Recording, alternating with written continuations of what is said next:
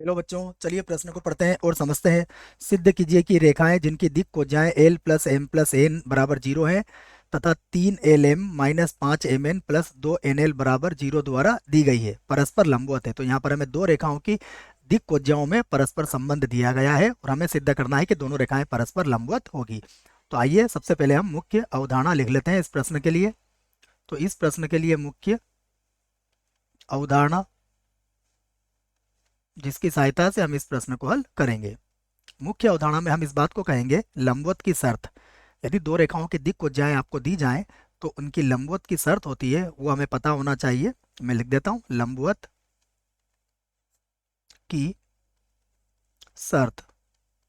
तो दो रेखाओं के लंबवत होने की शर्त होती है कि यदि उनकी दिक् कोज्याएं L1 M1 N1 L2 M2 N2 हो तो L1 L2 plus M1 M2 और N1 N2 ये सदैव जीरो के बराबर होता है।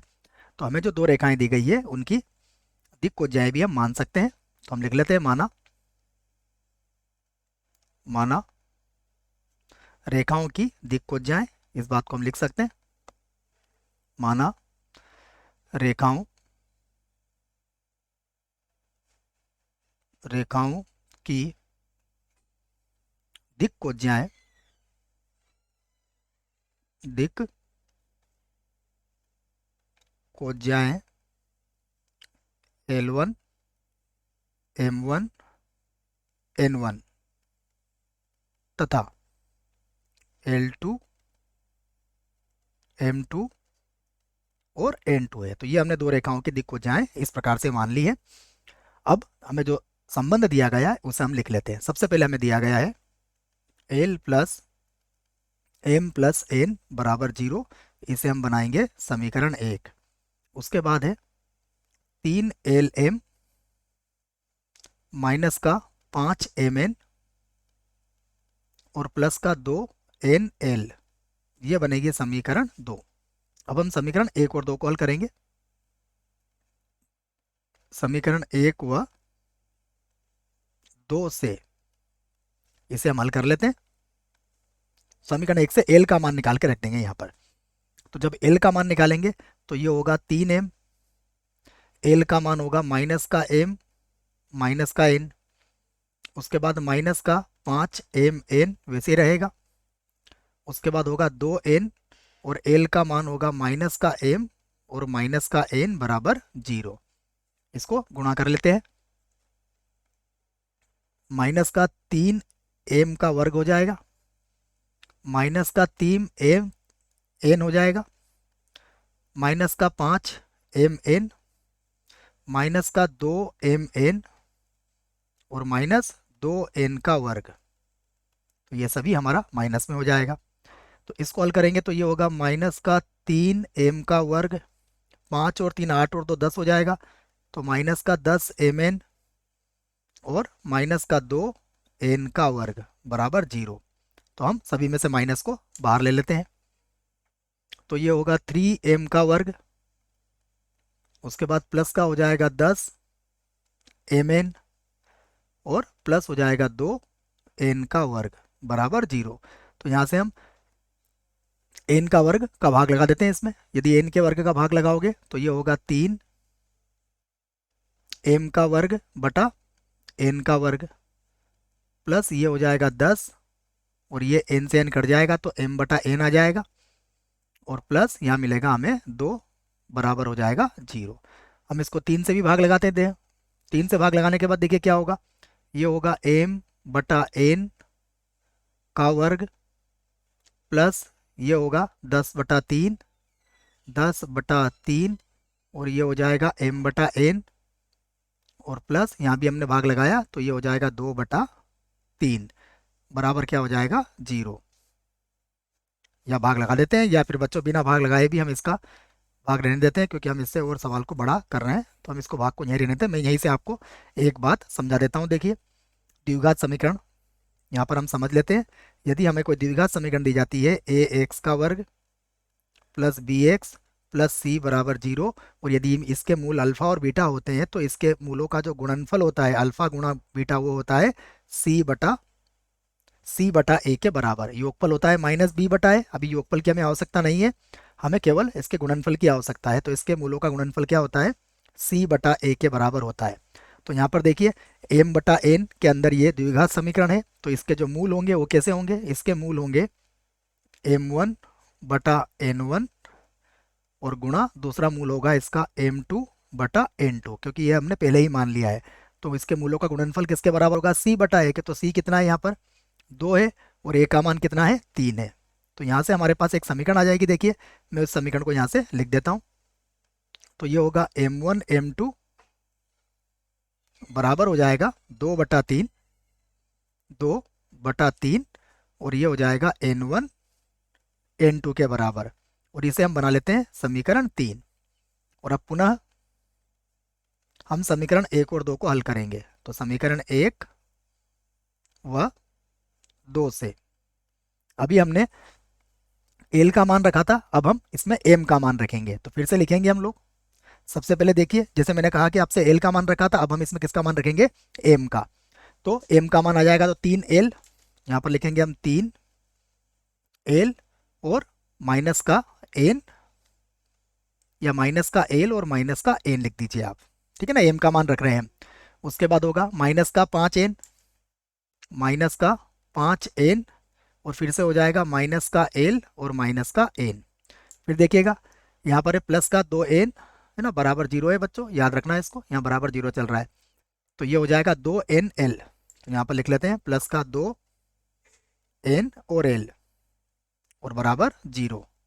इसको हल करते हैं तो ये होगा माइनस 3l का वर्ग माइनस का 3ln, ये माइनस माइनस प्लस हो जाएगा, तो प्लस का 5nl प्लस का 5n का वर्ग और प्लस का 2nl बराबर 0। तो ये हुआ माइनस का 3l का वर्ग, ये हो जाएगा 5 और 2 7, और 7 में से 3 जाएगा तो बचेगा 4ln, और प्लस का होगा 5n का वर्ग बराबर 0। तो सबसे पहले हम इसके चिन्हों को बदल देते हैं। चिन्ह बदलेंगे तो ये होगा 3l का वर्ग, 3l का वर्ग, उसके बाद प्लस 4ln, प्लस का 4ln हो जाएगा, और उसके बाद माइनस का 5n का वर्ग हो जाएगा, माइनस 5n का वर्ग हो जाएगा बराबर 0। यहाँ से भी मैं n के वर्ग को कॉमन ले लेता हूँ, देखो तो ये हो जाएगा 3l बटा n का वर्ग हो जाएगा, प्लस ये हो जाएगा 4l बटा n हो जाएगा, और ये माइनस का 5 होगा। ये भी हमारी एक द्विघात समीकरण बन गई है। तो इसके भी मूलों का गुणनफल हम लोग निकाल लेते हैं। तो इसके मूलों का गुणनफल क्या होगा, l1 बटा n1 गुणा l2 बटा n2, ये होगा माइनस का 5 और बटे में आ जाएगा 3। तो यहाँ से l1 l2 बराबर हो गया है माइनस का 5/3, ये माइनस का 5/3 n1 और n2 हो जाएगा। इसे हम समीकरण 1 2 3 4 बना देते हैं। 4 हमने नहीं बनाई है, 3 ही बनाई है। अब पुनः पुनः हम समीकरण 1 व 2 से हल करेंगे। तो अब हमने एल एम का मान रखा है, अब हम एन का मान रखेंगे। तो एन का मान रखने के लिए देखिए फिर से मैं वही बात समझाऊंगा। सबसे पहले हमारे पास क्या था, ये था 3lm, और जैसा मैंने कहा एल और एम के मान रख लिया, अब एन का मान रखा जाएगा। तो 3lm तो वैसे ही रहेगा, तो 3lm ये तो वैसे ही है। फिर है माइनस का है हमारे पास 5m, तो 5m लिख लेता हूँ मैं, माइनस का 5m, और l का मान हो जाएगा माइनस का m और माइनस का n। उसके बाद फिर देखिएगा क्या है, उसके बाद है प्लस का 2nl, तो 2l तो वैसे ही रहेगा, प्लस का 2l, और n की जगह कितना आ जाएगा, माइनस का m और माइनस का l, है ना, ये l रखना है आपको, ध्यान रखें क्या मान रखा है हमने। फिर से समझा देता हूँ मैं आपको। यहाँ पर हमने देखो एल का रख लिया, एम का एन का मान रख रहे हैं हम, तो एन का मान क्या आएगा, माइनस का एम और माइनस का एल। तो यहाँ रख लेता हूँ माइनस का एम और माइनस का एल नहीं रखा है बच्चों, ये बड़े सवाल हैं, कभी हो जाती है गलतियाँ। ये लीजिए यहाँ पर एल है,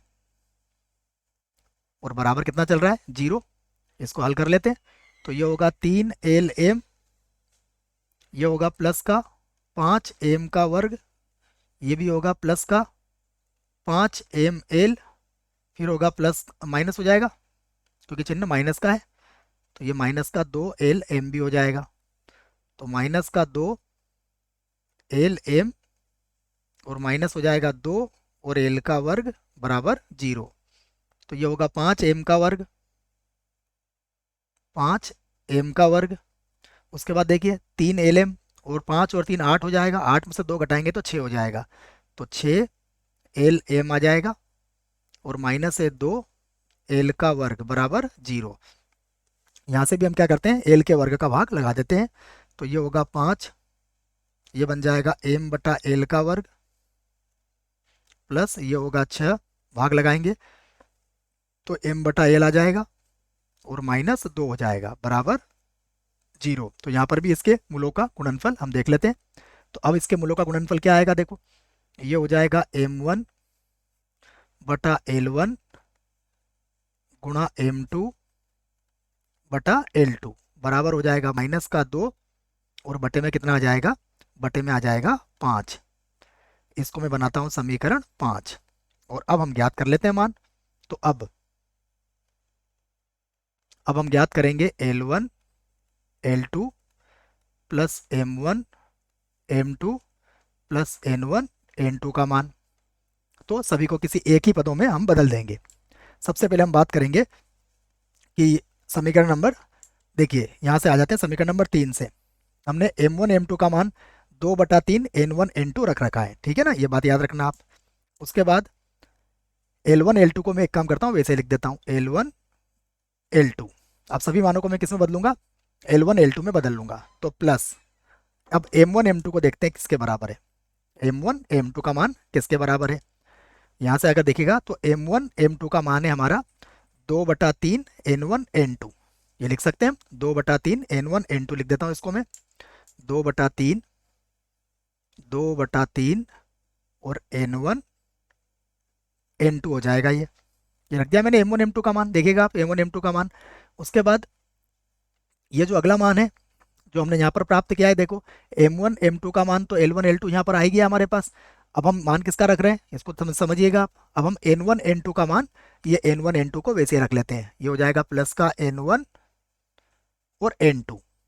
एक बार और मान रखेंगे, देखो 2 बार तो N1 N2 आ गए। अब L1 L2 का मान देखिए कितना है हमारे पास, L1 L2 का मान कितना निकलेगा, अगर आप इसको उधर ले जाओगे 5 को, तो इसका मान रख देता हूँ मैं 5 M1 M2 बटे में आ जाएगा माइनस का 2।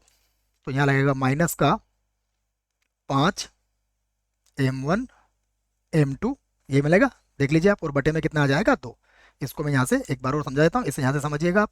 L1 L2 को ऊपर ले जाएंगे आप, तो 5 को इधर ले जाएंगे और माइनस 2 को बटे में लेके आएंगे, तो वही हमने करा है। प्लस यहाँ से 2/3, या इसका लघुत्तम ले लेते हैं, देखो तो लघुत्तम लेंगे तो 3 और 2 5 हो जाएगा ये, तो मैं सीधे इसको 5 लिख देता हूँ बच्चों, 3 और 2 5 कर लेता हूँ मैं इसको, बड़ा सवाल इससे फटाफट इसको कर देते हैं। ये हो जाएगा 5 N1 N2 और बटे में कितना आ जाएगा, बटे में आ जाएगा 3। तो फिर समझिएगा, अब माइनस का 5/2 तो वैसा का वैसा। अब M1 M2 का मान देखिएगा, M1 M2 का मान हमने कहाँ ज्ञात कर रखा है, इसको हम देख लेते हैं। यहाँ पर आप देखेंगे तो ये मान है 2/3 N1 N2 के बराबर, तो मैं लिख देता हूँ 2/3 और ये है N1 N2 के बराबर, और प्लस ये हो जाएगा 5/3 और ये हो जाएगा N1 N2। अब देखिए 2 से 2 कट जाएगा और ये प्लस और माइनस भी कट जाएंगे, बराबर कितना बचेगा हमारा 0। तो अब आप यहाँ से कह सकते हो कि अतः रेखाएं लंबवत हैं, अतः दोनों रेखाएं